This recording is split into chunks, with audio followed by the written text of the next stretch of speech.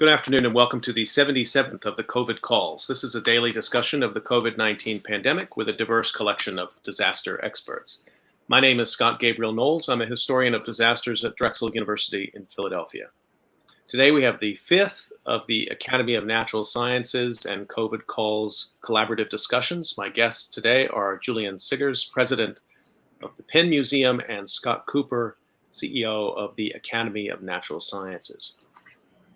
You can catch COVID Calls live every weekday at 5 p.m. Eastern Time on YouTube. Just go to the COVID Calls YouTube channel to watch. You can also hear COVID Calls recorded as podcasts on Spotify, iTunes, Stitcher, Podbean, or anywhere you get podcasts. You can also keep up with COVID Calls via Twitter using the handle @USofDisaster or @COVID Calls. Please do help spread the word and send suggestions for guests and future topics. As of today, June 30th, 2020, there are 10,360,882 confirmed cases globally of COVID-19, according to the Johns Hopkins University Coronavirus Resource Center. That's up from 10,195,680 cases yesterday. Of those, 2,606,211 are in the United States. That's up from 2,562,921. yesterday. There are now a total of 126,493 deaths from COVID-19 reported in the United States, up from 125,927 reported yesterday. As a way to bring humanity to the numbers, I've been reading a life story or a story of advocacy for COVID-19 sufferers every day, and I'd like to continue that now. The headline is James Weaver, who helped bring music to the Smithsonian Museums, died after contracting COVID-19. This is written by Alex Ellerbeck and appeared May 18th in the Washington Post. James Weaver saw his first harpsichord during a high school field trip from his hometown of Danville, Illinois, to the Smithsonian National Museum of Natural History in Washington. With no guards in sight, he later told friends, he snuck over and pushed down a key, but no sound came out of the unrestored antique stringed keyboard instrument. Years later, when he became a music curator at the Smithsonian in 1966, Weaver made the instruments in the museums sing. During his 4 decades at what is now the National Museum of American History and the Smithsonian Institution's Performing Arts Department, he brought in musicians, storytellers, and dancers and used the museum's collection of more than 5,000 instruments to recreate historical music. People would come to the American History Museum, and there were 2 or 3 things they wanted to see: the flag, the First Lady's gowns, and Dorothy's slippers, said Howard Bass, a lute player who worked with Weaver at the Museum of American History. Weaver also pushed his colleagues to make a museum a living place full of sound and movement. He was 82 when he died of COVID-19 in April after contracting the coronavirus. Weaver brought together 9 musicians in 1976 to create the Chamber Music Society, an ensemble in residence at the museum. The group toured the country and brought to life meticulously constructed performances on instruments that dated to the early 1600s. At that time, the work of Johann Sebastian Bach were still mostly played on piano, an instrument the composer would have never seen. Visiting interns at the museum were once shocked to see curators taking historical pieces out of their cases and playing them. While Weaver's expertise was in Baroque and early classical music, his interests were wide-ranging. Working with performing arts at the Smithsonian, and later leading the Division on Music and Culture at the Museum of American History, he helped bring American musical theater, jazz, hip-hop, folk music, and early electric guitars into the museum. He was also involved in the community as an organist and choir master for several DC and Maryland churches. He had 1 foot in the classical camp and 1 foot in the popular camp, said Kenneth Slowick, the curator of the musical instrument collection at the Museum of American History. His wide-ranging interests, which stood out even in a museum full of curious intellectuals, gave Weaver an ability to talk to anyone. Slowick describes him as an omnivorous extrovert who was a great schmoozer, in the good sense of the term. He kept a tuxedo ready to go in case of any last-minute invites. He was a beloved boss, the type who gave his colleagues wide space to pursue their ideas, but he also wasn't afraid to dive into the details of a project to help to push it forward. He once accompanied Marvet Perez, the late curator of Latino history at the Museum to Puerto Rico, to pick up and prepare a collection of artifacts for a project on Latino history. No was not really part of Jim's vocabulary. The question was how, said Slowick. After more than 5 decades in the Washington area, Weaver moved with his husband Samuel Baker to Rochester, New York last year. It was there that he caught the coronavirus in April. After a visit to the doctor, he was admitted to the hospital where his condition deteriorated rapidly. He died April 16th. One of the hardest things, according to close friends, is that because of social distancing restrictions, they cannot get together to commemorate his life with the music that he so loved.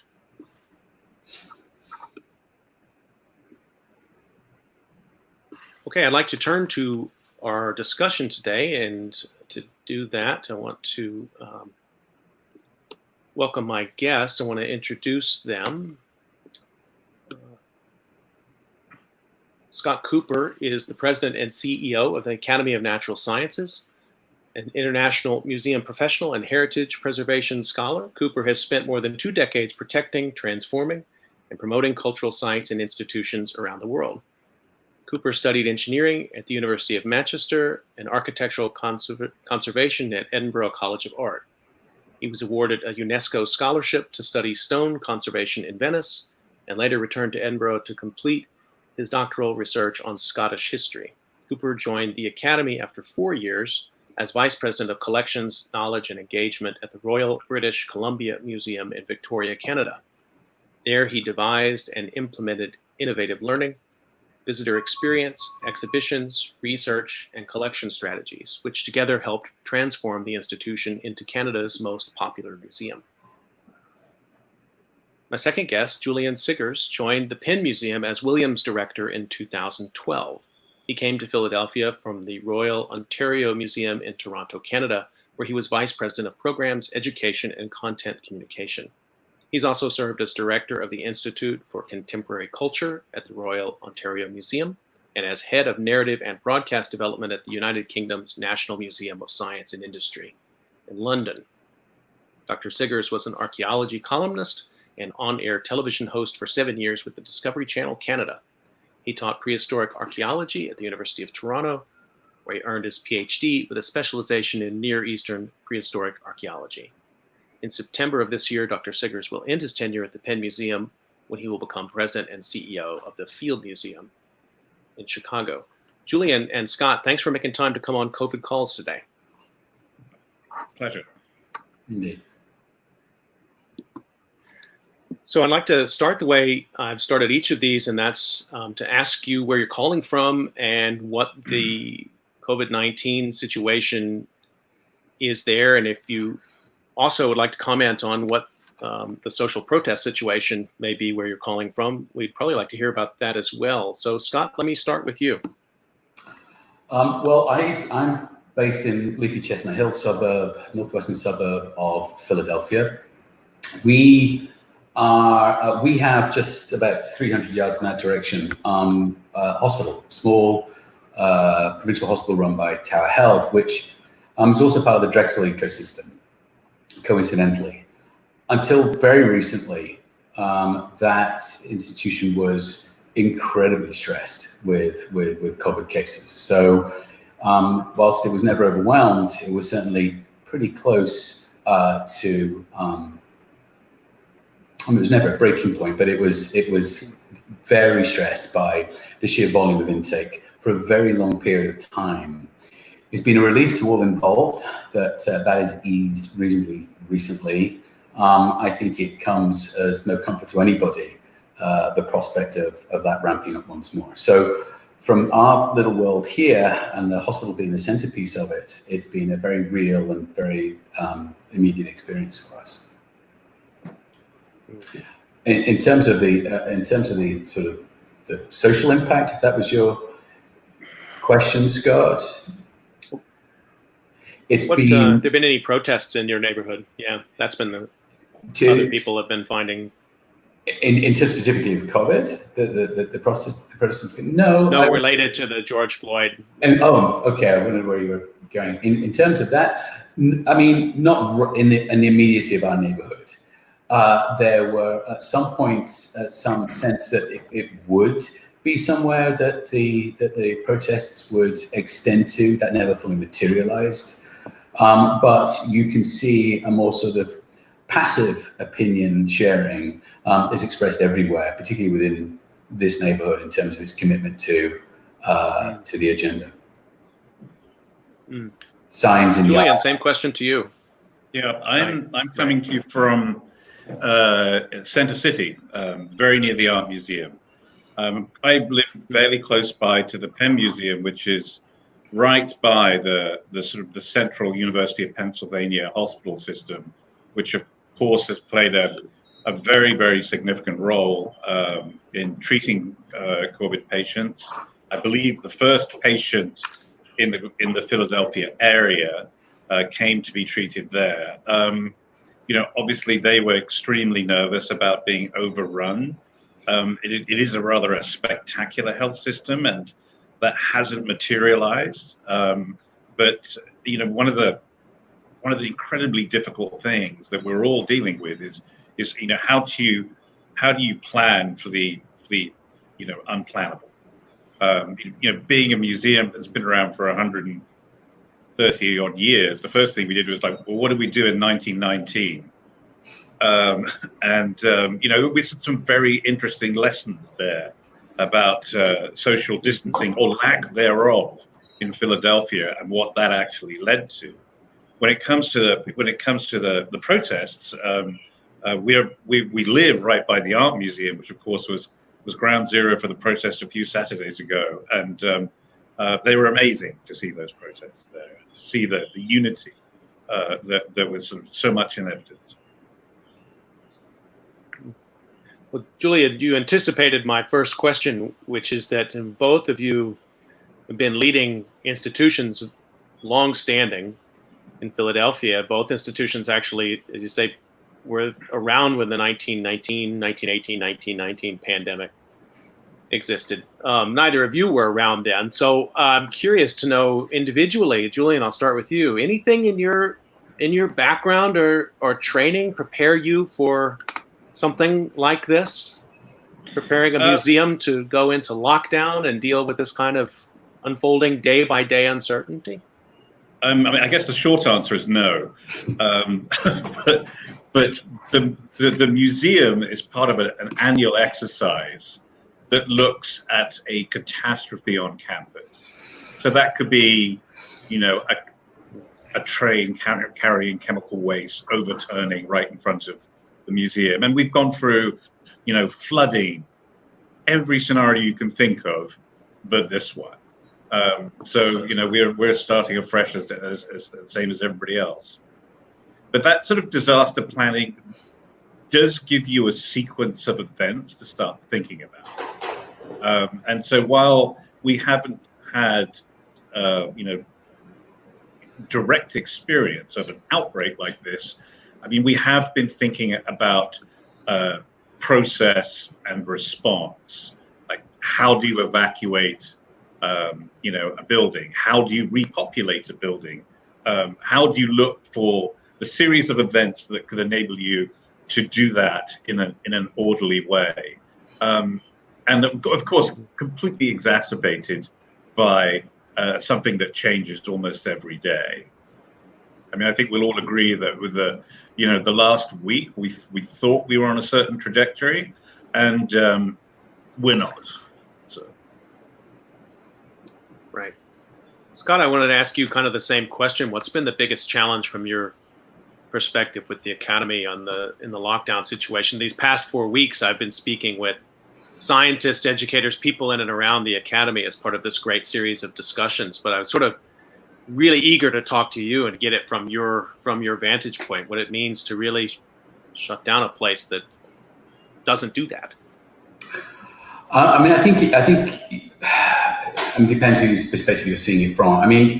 For me, what I think was really interesting at the start, and I recall this fairly vividly, was there seemed to be a sense when we first recognized that this was a thing, that it was coming, that it couldn't be avoided, that it was materializing in Philadelphia, that the need to work from home was happening. It was non-negotiable. The sense that it all happened pretty hard on each other's heels, that This wasn't somehow going to be a week or 2 weeks of sort of, keeping one's head down, but that we were on for a much longer run. As that sort of, I remember that vividly, all sort of crashing across us, one thing after another. And I remember at that time, conversation, certainly not between Julian and I, but there was sort of, you were picking up discussions and threads at other institutions that seemed to be pretty preoccupied with how we can keep going, how we're going to keep doing work, how we're going to keep people, staff engaged. And that wasn't, I mean, Julian and I know each other very well, and we spoke to each other pretty quickly and shared our view, which was, frankly, our number one priority at the time was looking after our colleagues. That's your principal role as a CEO, is to look after and support your staff. And frankly, notions of, somehow thinking everyone's going to be working from 9 to 5 and how we're physically going to do this, that, and the other, they are they're not even secondary to that initial desire to just make sure everybody's okay, to make sure everybody is doing well, because it was just one wave after another. And I remember vividly midway through the first week of just taking a breath and thinking, wow, what just happened? And so for me, the big thing was not so much the process. We too, as Julian articulated, had, and any good museum will have processes in place for that sort of physical management. It was the emotional nurturing, caring, watering that not so much took me by surprise, but was really the focus, certainly in my attention. And I don't want to speak for Julian, but it was just making sure people were okay. Mm-hmm. Well, I want to come to this this sort of set of challenges of running a big cultural institution from a distance, and sort of question to you, Julian. I mean, what Scott's describing, this sort of first moment of just realization that we are going to move into some uncertainty, some lockdown. People are not going to be back in the museum for some time, and then to figure out the tasks. Talk a little bit about that from the perspective of what it meant in the Penn Museum. Is, I mean, you as well as the Academy, you have research going on, you have collections to maintain, you have ongoing research. I mean, it's a multifaceted institution. Walk us through a little bit of that sort of process of like, wow, now we've got to move it into remote phase. Right. Well, I think we had about 3 weeks where we realized something fairly major was about to happen, and that would involve working remotely. For some aspects of what a museum's mission is, you can do that quite well.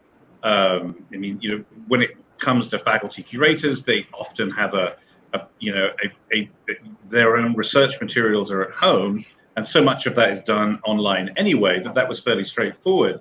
But for other parts of the museum's missions, like conserving objects, looking after the collections, that was actually far more challenging. So initially, everybody had enough work that they could do, and I think everybody was surprised at how quickly we adapted to Zoom and to BlueJeans, and it was sort of almost a pleasant surprise, and sort of, well, we're probably going to be doing a lot more of this in the future, and why did I spend all that money to go here for a conference when I can do it like that? But I mean, the next thing you're battling with is what's happening in the cultural firmament around you.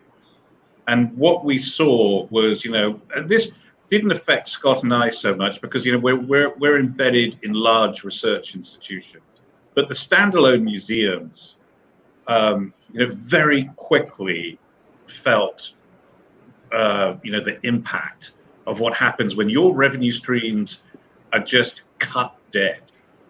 And some of them reacted very quickly with huge layoffs, which in turn led to enormous anxiety across institutions across the country, across the world, really. And then sort of there was a question of like making your staff feel at ease that we were working through this, that we were doing everything, and we are continuing to do everything we can to look after their welfare. And then, once you're getting through that, the process of, well, how do you reopen? What will that reopening look like? How many different scenarios can we actually work through to have at our disposal so we can switch in an instant as circumstances change? And that's really where I think many of our institutions are right now, or at least they were for the last week. I mean, I think what you will see in July is a cautious reopening, which in many ways is as much experimental and sort of research oriented. How is this going to work? Obviously, there are all these different tiers of guidance you have to go through. There, there's the state, there's the city, there's the institution that you work for and the campus that you're on.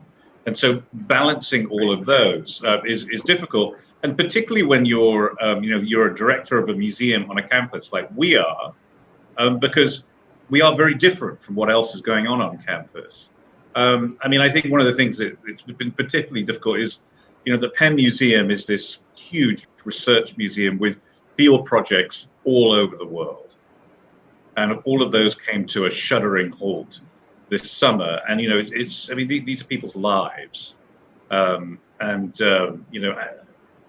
Museums and academia, these are not professions, they're vocations. People are deeply intermeshed with their jobs. And so it's dealing with that too. Scott, I want to stick with this theme and sort of get your take on it from the perspective of the academy. When you knew that the sort of ordinary daily business was going to come to a stop, but you had to make some decisions about what to do next in terms of public outreach or education and begin to do some transformations. How did you approach that? What kind of things did the academy offer? Historically, it's a good question. Again, like Julian, it was about the same, 2-3 weeks before we eventually moved off site. That was about the time frame we had to plan. For us, we have historically, the academy spent a lot of time, a lot of energy focused on-site programming. That has been the focus of our energies. And anybody who wants to look up our website or speak to anybody that works at the academy, you will see immediately that we are ill prepared, shall we say, to deliver digital offerings. The website is antiquated. We're renewing it at the moment. Our investment historically has really been focused on the on-site experience. What that meant was, when the moment came, we didn't have content in our inside pocket that meant that we were able to just pivot like that. We've got some fellow institutions up and down the Parkway. And if you look particularly, for example, at our colleagues at the Barnes, where they've been making some significant investments over the last 3 or 4 years in their digital offerings, the quality of the stuff that they have on hand and their ability to pivot was phenomenal. And it's been the same for many institutions. For us, we came from a standing start with an antiquated infrastructure, and our attention hadn't been focused elsewhere for a number of reasons. All that being said, we still did, it was a real testament, particularly to all of our staff really, but particularly to our programming learning staff, their ability to simply scrape together the content that we had, package it, and deliver it in ways that were genuinely of value to the community was extraordinary. So for us, it was an exercise in sort of rapid prototyping, kind of design thinking, an exercise, frankly, in entrepreneurialism. And they did it absolutely brilliantly. And one of the interesting things about the pandemic, about any crisis, and you would know more about this, Scott, than anybody else on earth, I'm sure, is that in a crisis, your institution, you as an individual, your colleagues, you extend into areas, you flex muscles you didn't even know you had, you draw on skills that you didn't know you possessed. And for us, a legacy institution of 200 years, which most, by common consent, many of my colleagues would see as having done things in a very particular way over a very long period of time. That's a fairly crude simplification, but by and large, somewhat true. Our ability to just turn on a dime And to be able to create content that was powerful, that was usable, that's being used, that is shared, that has been valued by particularly the children within the city, made me incredibly proud. And it gave me real hope for us as an institution, not just to be able to power through this pandemic, but actually grow and reposition and come out stronger at the other end. And if anything, that's been a really fascinating and heartening takeaway for me, because I genuinely believe that's the case. I think that's been, to me, that's just really interesting. And talking to some of your staff, Scott, they reflected that as well. There's a lot of school buses that roll up in front of the Academy in the springtime. And Julian, I don't know if the same is true of the Penn Museum, but I have to imagine it is. And then to all of a sudden just sort of reimagine the education mission going to the students. I mean, as a professor, our faculty did a great job. And in 2 weeks' time, they got their in-class classes turned into online deliverables. But we already had the classes in the main. I didn't have a museum of artifacts to somehow create an online experience for. I had material I'd already been, I'll speak for myself, been teaching for years. I don't know, Julian, what was your approach there at the Penn Museum? Were you able to turn it in that way that Scott describes? It was absolutely awe-inspiring how quickly they just shifted to online. Now, I think what really helped us is we have a distance learning program that's very well developed. And so there are individuals in the museum who already knew how to do that and could basically teach their colleagues how to do that. And so, I mean, programming had to shift. So we have a program called the Daily Dig that used to be taught in the museum, where every day there would be a teacher, a curator, a staff member who'd talk about one object for 15 minutes. They still do that, but they now do it for 3 minutes every single day online. And the real challenge now is, like Scott, we have school buses lined up outside that building. And what we actually know is this fall, we are going to have to be teaching remotely to the K-12 school visits in Philadelphia. And so this summer has allowed us to hone those skills of how to do it. I think it involves a certain sort of loosening of production values, because these things are now being shot on iPhones in somebody's house. I mean, people are making their own green screens in their home. But sure. But maybe there's been a trajectory towards that for years. So it's all been very useful in the circumstance that we will now find ourselves in. That rough and ready accommodation of distance. I think you're right, Julian. Everybody's turned whatever room they designate in their house has now become a de facto TV studio, and I don't think anybody's lost any sleep over it. No, in fact, I would talk to that. Today we had a member of the Academy. She wrote in and she wanted to thank us for one of the programs that we do. And it was really for her son, who's a 3-year-old boy. And he big up to Charlie. Hi, Charlie, if you're watching. He did a little video and his mum sent it in. I'm sure it was shot on an iPhone. I think his Uncle Bill did the soundtrack. Charlie allegedly did all the production, the editing, and the rest. I suspect he had a hand from his mum and dad. But Charlie was the star of the show, a 3-minute magnum opus in which he introduced us to a truly astounding array of dinosaurs, all of them pronounced perfectly, all of them described with great eloquence and passion. The point I'm making here is, in 3 minutes, in 1 minute, in 10 seconds, he had me. It's been a really interesting corrective because that content that Julie talked about, that move towards rapid, authentic, from the heart, shared communication has been, I think, allowed to shine. And you know what? The drop in production values did not matter a whit. And it was best evidence, I think, in a lot of programs that many of our institutions have done, which has been around member engagement. You want to make sure that you're caring not just for your staff, but as well for all those people that support you year in, year out, your members and your donors.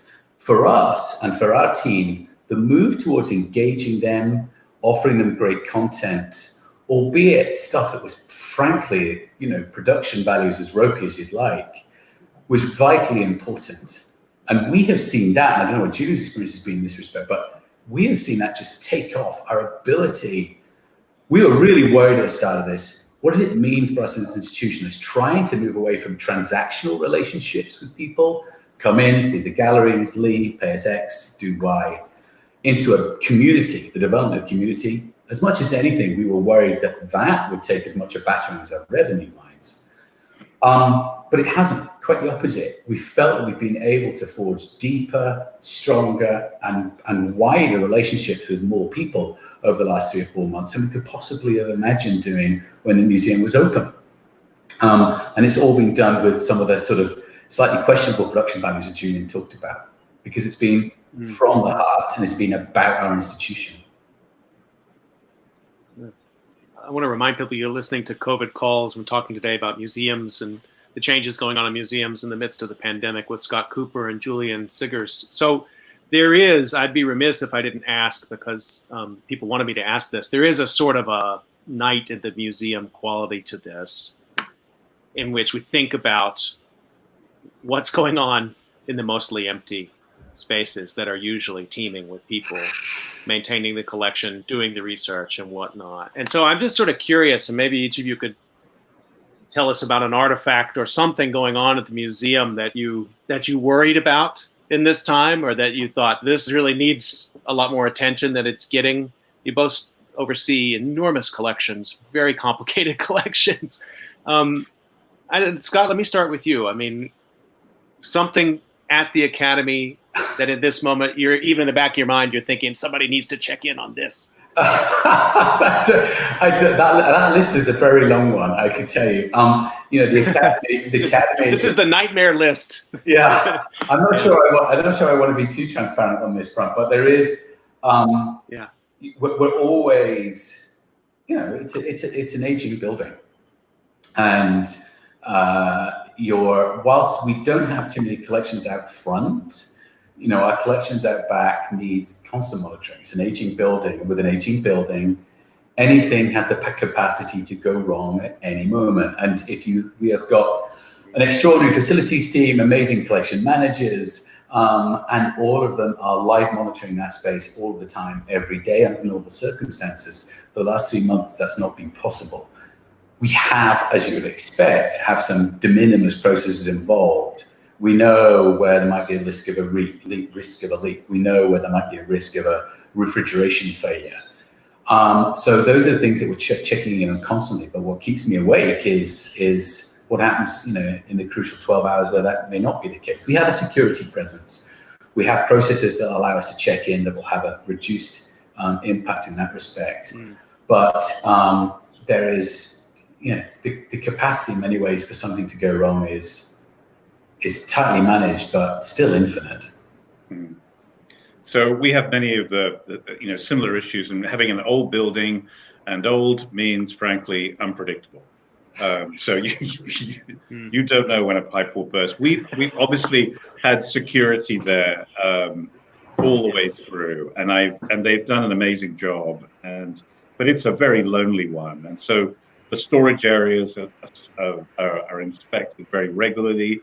Conservation comes in at regular intervals as well. We've actually started repopulating various parts of the museum already, particularly the labs where much of the research and conservation goes on. And there are also places where you can social distance, but an inordinate amount of work had to go into what's the cleaning protocol going to be, who's going to use the elevators, which elevator, what's the path that they will take to stay safe, which is, of course, always our prime concern. I mean, I have been going into the museum about once a week to do my own sort of walkthrough, and I have to admit, it's very unnerving. Yes, to walk through these galleries. We reopened a huge renovation of the museum in November. And as you walk into the museum, the first thing you see is the largest Egyptian sphinx in the Western Hemisphere, which belongs to Ramses II. And he was lit in the most masterful way for reopening it. But now, of course, there is this sort of dim, backlit, monolithic figure there. And I posted a picture on social media saying, how this very iconic sphinx is awaiting our return. And then somebody very sensibly pointed out, look, he's good for waiting for centuries. Like, there's just no. He's good. Yeah, exactly. Even millennia. You can wait it out. Yeah, yellow phase, green phase. It's not really a concern. Right. Yeah. Thank you both for sharing. That will totally satisfy the people who wanted to sort of know what it's like in these museums in that time. And it must be unnerving to be in there in that way. But also, as you said, Scott, both of you said, it's really kind of pedestrian stuff in some sense, like just worrying about refrigeration, worrying about HVAC in these vast old complexes that have these really irreplaceable collections. I wanted to talk about reopening in a couple different ways. One, Scott, to come back to you, and you're talking about the speed and the creativity with which your team there transforms the educational capacity. Is there any going back? I mean, how do you take this time then and map it going forward? And I don't expect you to have a finished answer to that, but how are you thinking about that? You said something really interesting, I thought, about how you had already been brainstorming about changing the nature of people's interaction with the museum, not a transaction, come see a dinosaur, come see a thing and leave, but to be more of a relationship. I'm going to draw you out a little bit more on that now that, because we will reopen at some point. It could be this fall temporarily and then closed again and reopen, whatever, we'll get there. What are you learning now that you're going to apply going forward? It's a great question. I think that we try, so with limited resources, as any institution has, we've certainly got to plan. We try to plan thoughtfully. We have a strategic plan as you would expect. What's been really interesting is the way that our strategic approach to what we were trying to achieve over the next 5 years, that approach has not changed. It's not changed one little bit. That's a testament, I think, to the amount of energy and ideas and the amount of sort of forward look we invested at that point a year and a half ago into thinking the type of more nimble, entrepreneurial, creative, participatory, community-focused research institution we want to create. What COVID completely turned around was the prioritization. What we're going to do first, and what order are we going to do this stuff in? So what do we take with us when we go back? First and foremost, there is not going to be, it's extremely unlikely there's going to be a vaccine that's going to be circulated before really spring of next year. I think to all intents and purposes, we're looking at 12 months from now between a fully vaccinated, or as fully vaccinated as can be expected, population allows us to return to normal, pre-COVID normality. So it's going to be a quiet institution that provides you with certain opportunities. It provides you with opportunities to be very much more intimate and thoughtful and engaging if you're having to commune on site. But what it also does for us is gives us two other opportunities. One, to really begin to focus on our digital engagement piece and fast track that based on the learnings of the last 3 months. And secondly, to really begin to go out of our walls. In particular, looking at ways that we can really offer the sort of substantive support that other of our colleagues, and I certainly know Julian's institution, have been doing in support of public schools across Philadelphia for a very long time. We do a lot of it, particularly through our Center for STEAM Equity. We want to look at how we grow that. How do we grow these learning programs, particularly based in schools that just aren't going to be able to come to us? We need to go to them. We had to do it. We committed to doing it and to some extent were doing it before COVID, we have to be doubling down, tripling down on that, and really pushing it forward as we return in whenever it's going to be at the end of next month. So for us, it's not been abandoning this and going over there. It's been reprioritizing and redirecting investment. And I would agree with everything Scott said, but I'd add one more thing: is when we reopen, I think a question that we have to have is like, who needs us the most right now? I mean, obviously the K-12 is very much front and center, but I know that we and many museums are thinking about our most immediate local community and how can we be of service to them.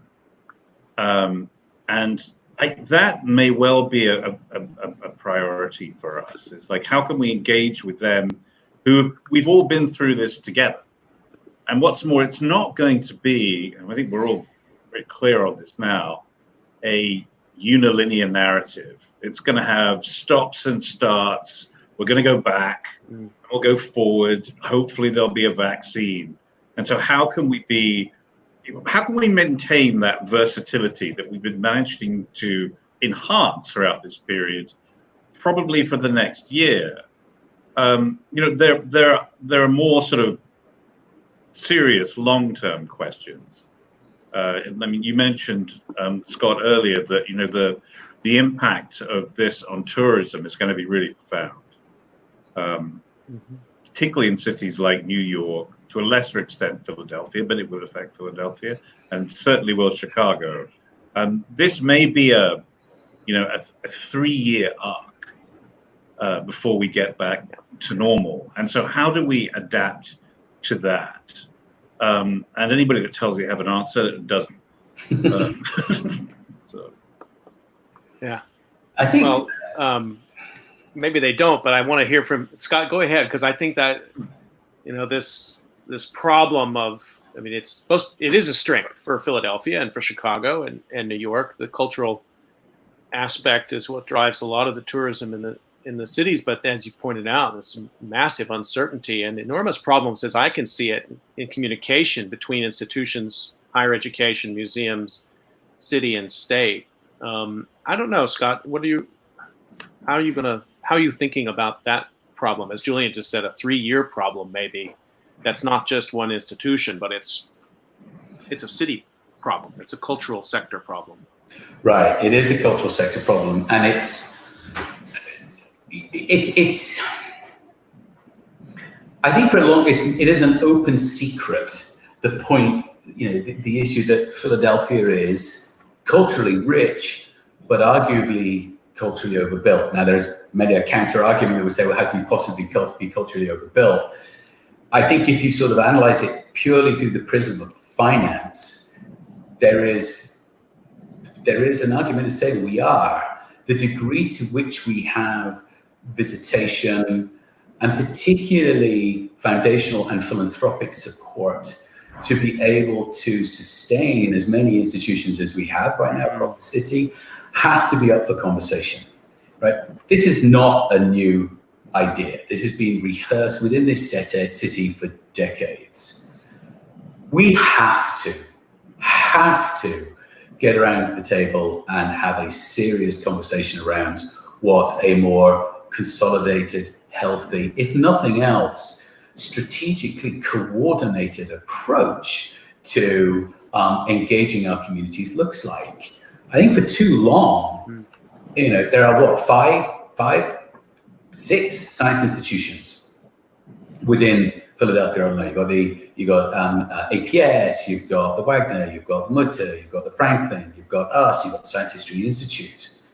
There is so much overlap between those programs that a conversation surely is ready to be had about a coordinated and thoughtful approach to how we deliver those, rather than constantly, in a way, competing for a pie that is getting smaller and smaller and smaller and smaller every single year. Is there scope for even wider, more substantive consolidation? Probably. And it might happen unavoidably. I don't know. But I think that we have to be opening up that sort of debate. We have to. It's another level of stress and tension that maybe a lot of people hadn't really thought of, the kind of sorting that may be happening. And you both gave a clue, I think, when you talked about, I think, Julian, you mentioned all of the people who were laid off, maybe not at your two institutions, but in the cultural sector, and how quickly that happened. And it shows, maybe the tenuous nature of some of this economy. I want to stick with this theme and take it to the next level, which is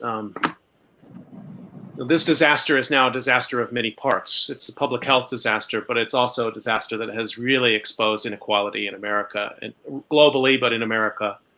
And then the murder of George Floyd, for anybody who hadn't picked up yet on the inequalities that have been exposed, there it is. And I wonder, because we're having this conversation on the campus, and question for both of you, as you're rethinking the role of a museum in this moment, how are you listening? What are you hearing? How are you thinking about museum as a site of social justice, repair, conversation, engagement? It's a vast set of issues, but somehow, as I think about it, we came into this thinking about a pandemic, and we come out the other side thinking about inequality in America. You can't talk about one without the other anymore. Julian, where are you on this? Well, I mean, this really goes to the very heart of what our museum is trying to do, which is to tell the human story, which is a story of injustice and inequality. But what this circumstance has done is basically draw the curtains back of everything. And so essentially, with a museum like ours, it's had a really profound effect on just like, what we should prioritize, what stories should we tell? How do you rethink the museum in the context of what we've all just seen? And we're in the literally the opening paragraph of how this is going to affect museums, institutions. I mean, I think certainly from our staff, they're calling for a very deep rethink of how we operate, what we prioritize, how our governance is set up. So this is it's going to be a really profound rethink and shake up, and I find it quite invigorating. Again, if you're uncomfortable, that's a good thing. Because it is such a profound change. But I don't have any answers, but I just know that it is now gone on to the front burner of everything that we do. Scott, can I get your sense of that? Thank you. Yeah, I mean, absolutely. I think that it's always been something that notion that the inclusion, diversity, equity, and access has been something. It's been a focal point for our institution for the last 2 years since I came on board. Putting that central to everything that we do has been vital to me. Some of that is an experience potentially as well, a similar one for Julian. I came from Canada. I worked in the Middle East before that.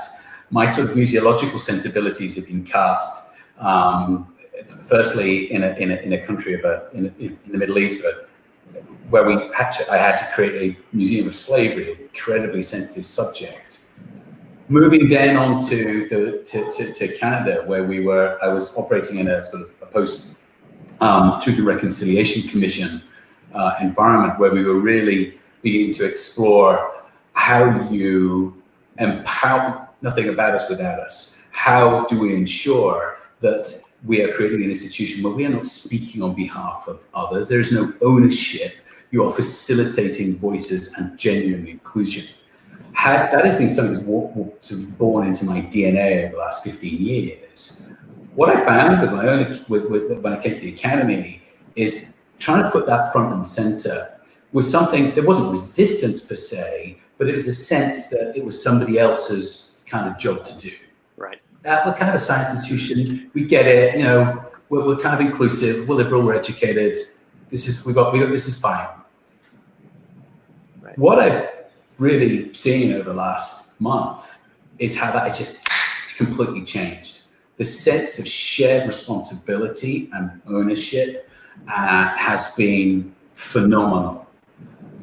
Conversations I was trying to have 3 months ago are being conducted now in a completely different environment. And with that, so are expectations and accountability.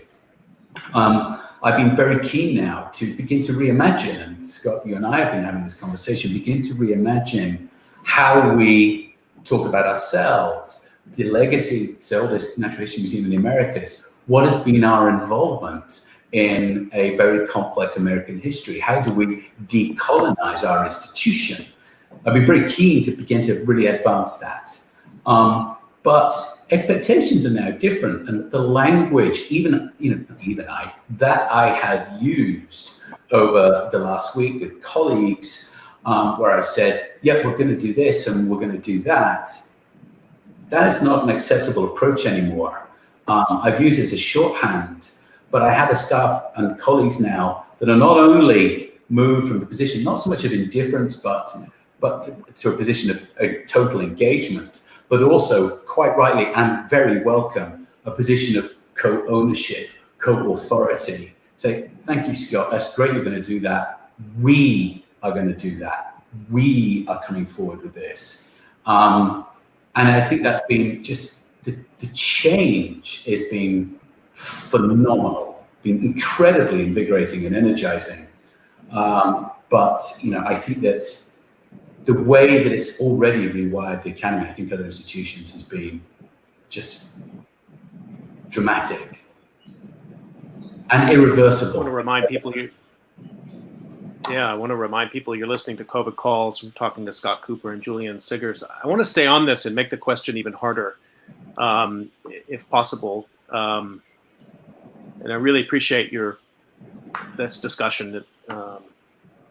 But for an ordinary institution, taking a hard look at this moment, the way the institution is organized, the way its governance works, the many things, take a static photograph of any institution in a moment, it's going to change, right?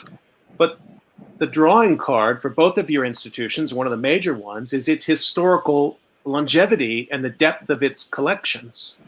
But those collections provide a continuity in time that's, from a research perspective, enormously important and valuable culturally. But Scott, this is where you were just going a minute ago, use the word decolonize. The collections, the conditions under which collections are made, take us back into a world that is deeply problematic to us, and we're learning more and more about it. It's not some distant place.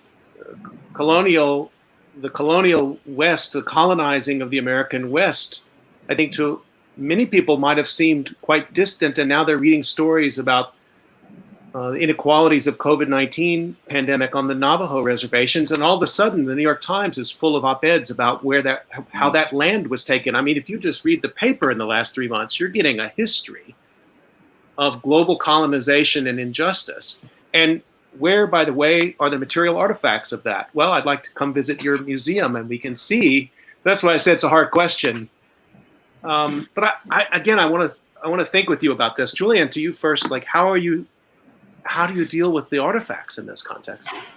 Well, I think the first thing you have to do is to be completely transparent, because whether we like it or not, although, America is built on a story of settler colonialism, but it was also complicit in the acquisition of objects from many other imperial powers. And so with our museum, we are written into that story. And so we have chosen to start with our African collection, which opened again in November. And that's our first attempt at the process of decolonization, because what it does is it presents these facts completely transparently, particularly when it comes to the objects from the Kingdom of Benin, where we say, these objects were looted by the British Expeditionary Force This is how they came onto the art market. Here's a letter from the museum director in 1915, where he's negotiating with a dealer in London. And so what that gallery is it's the beginning of a conversation on many levels, like how do we actually have honest conversations about the origins of these collections? How are they used also in research? Because as you said, they have an invaluable role to play in our present. But also, what are we going to do about some of these injustices? And this will lead up to everything, and including, repatriation of some objects which were demonstrably looted. Mm-hmm. Now, as an archaeology museum, the biggest existential threat we have in the present is global looting. And so we also have to acknowledge, instance of looting from the past, but it's an incredibly complicated question because, Tukufu Zubiri, who is the chief curator of this collection, also brings up this very valid point, is that, there is this African-American community in the States who are intrinsically linked with the narratives that these collections represent. Sometimes, directly, in that the bronze that was used to be melted into those mean bronzes were actually exchanged for slaves that are now here in the US. And so these are really complicated stories. And these Africa galleries, and that was the first question my staff said. This is a great start. Why aren't you doing this in the Mesoamerican galleries, in the Near Eastern galleries and other galleries?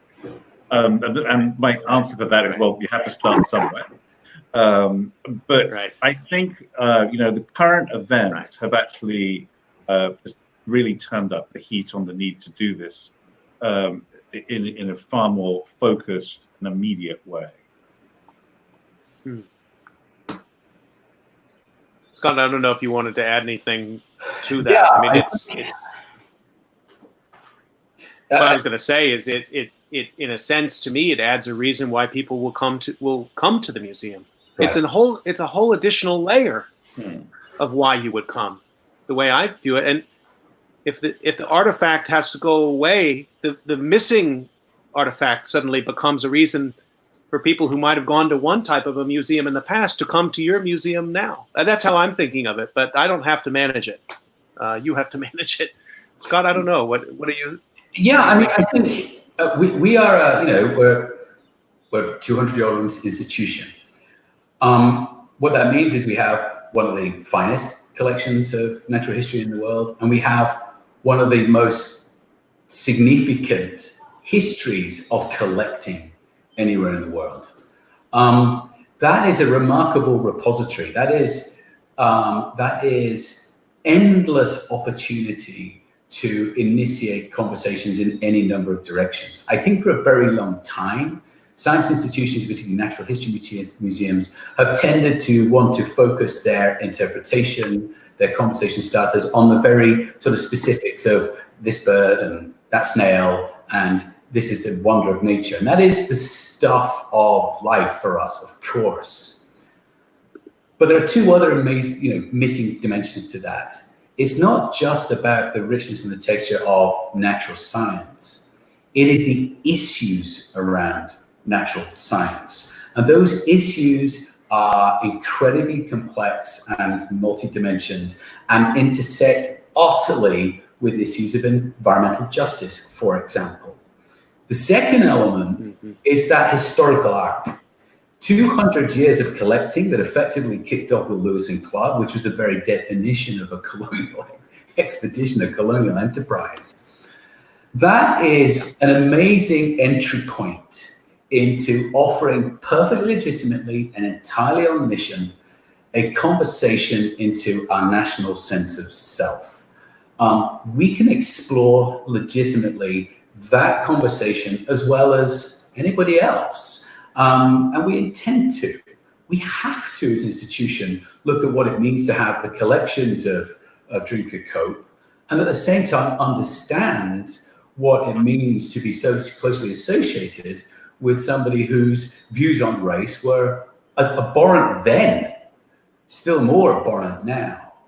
What does that mean? How do we explore that? How do we unpack that? So for me, our role as a museum, it doesn't need to be tightly circumscribed by saying, well, no, we just collect these things. It can be infinitely, and has to be infinitely more than that. We're almost up on time. Thank you for that. I want to get one more quick question in and maybe end on this note, and it maybe ties some of the things we've been talking about together. How do you, just building on what we were just talking about, people are looking for things to cope with now and things to heal with. I mean, we are at a point literally of illness in the body and in the civic body. Can you point to some evidence that you have from the past or something that's on your mind right now about the way museums can be that? How museums can offer something right now for people to cope with? Almost think of times in my life when I used to live in New York, and when I was down, I'd go to an art museum. I mean, it literally just changes the way, instantly, to me, rewires the brain. You leave with something you didn't come in with. I always found that to be powerful, and I guess I'd like to get your sense of it as we're closing out. Well, in the immediate future, where we're dealing with countries around the world that have basically been inside for the last 100 days, trying to find a way to negotiate their current circumstance. I mean, to your point, Scott, museums are places of wonder and uplift.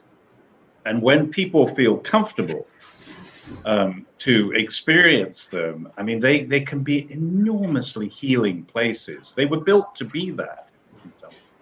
I mean, they weren't just built to be places of enlightenment and education, but of comfort and wonder and just beauty. And perhaps that's what we can offer in the very, very short term. I mean, there are also places where the conversations that have come out of all of these interrelated experiences that we've had. I mean, to me, the museum is an actual forum for that place as well. Scott, the last word to you, my friend. Yeah, look, I think I mentioned earlier on, I was privileged enough to be the director of the first museum of slavery in the Islamic world. And I was based out in Qatar. I lived there for 4 years. My boss was Her Highness Sheikh Moza bin Nasser Al Misnet, who is the midwife of the then Emir, tough boss. And it was her vision that museum would be created. It was an incredibly challenging subject because the subject itself is fundamentally taboo, particularly in Qatar, which is a very conservative Islamic society. And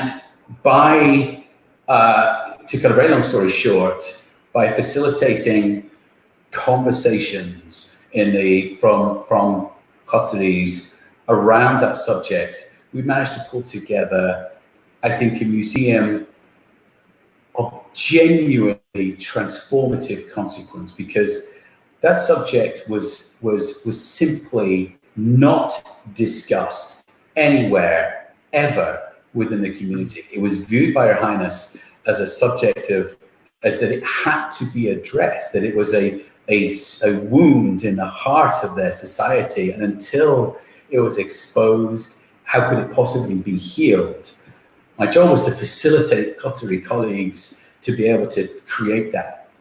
We did that, and the effect was I believe, genuinely impactful in ways that none of my colleagues really envisaged. We were genuinely worried. Why did it work so well? Because museums are trusted spaces where even subjects as difficult and deeply challenging as that topic in a very conservative community can be debated. They are safe spaces where conversations can be had. And that is where culture starts and ends, is in conversation. And that's where museums are at their best. You've been listening to COVID Calls. Tomorrow I'll be talking with Alice Fothergill and Lori Peek, the co-authors of the tremendous work, The Children of Katrina. They did a longitudinal study of children coming out of Hurricane Katrina, and they're going to be talking about their new work tomorrow about children and COVID-19. Please do join me for that at 5 o'clock. Scott Cooper and Julian Siggers, this has been a great hour. Thank you so much for making time for this discussion today. Stay healthy, everyone. COVID Calls is on every day at 5 o'clock, every weekday at 5 o'clock. Bye, everybody. Bye.